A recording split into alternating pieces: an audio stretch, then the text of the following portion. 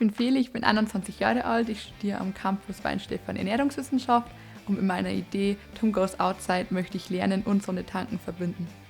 Ja, die Idee ist eigentlich mitten in der Prüfungsphase entstanden, weil ich da eben viel gelernt habe und es war im April und war schon schönes Wetter und da fand ich schon sehr schade, dass man immer drin sitzen muss. Ich bin auch am Land aufgewachsen, ne? Also mitten im Bayerischen Wald. Wir haben keine Nachbarn. Genau, und da bin ich aufgewachsen und deswegen bin ich immer draußen bei schönem Wetter. Mein Vorschlag heißt Tom Goes Outside. Ich stelle mir da vor, draußen die Möglichkeit zu schaffen, mit Studierenden gemeinsam am Campus zu lernen, mit Tischen, Stühlen und eben auch Internetzugang und Sonnenschirme. Für mich ist die Uni einfach ein Platz, an dem man mit anderen Studierenden lernt und deswegen finde ich, wäre das an der Uni perfekt, da einfach einen Lernplatz im Freien zu schaffen. My name is Ipek and I'm studying mathematics in Garching.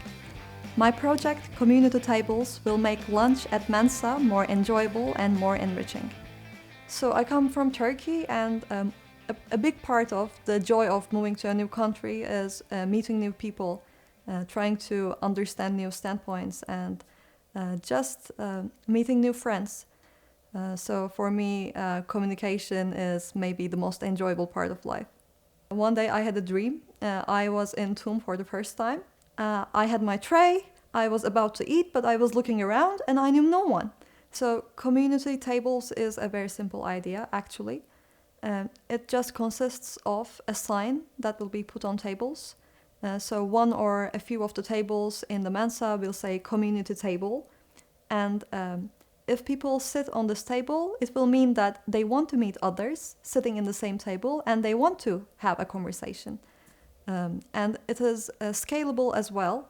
For example, if it's very popular in the beginning of the semester, if many people are eating together and the table is overflowing, then the next day there can be another community table. Ich bin Nicole, ich bin 22 Jahre alt, ich studiere Ernährungswissenschaften in Freising. Mit meiner Idee Outdoor-Hörsäle möchte ich frischen Wind in die Vorlesung bringen. Ja, ich bin eigentlich nur draußen, also sobald das Wetter irgendwie passt, bin ich irgendwie draußen unterwegs. Also ich bin aktuell dabei, dass ich für einen Marathon trainiere, also für einen Halbmarathon und deswegen bin ich eigentlich nur im Joggen draußen oder dann auch mit Freunden eben unterwegs, so viel es geht. Deswegen haben wir gedacht, warum nicht immer nur lernen draußen, warum ist es auch nicht möglich, dass man auch wirklich dann studiert draußen und Vorlesungen hat.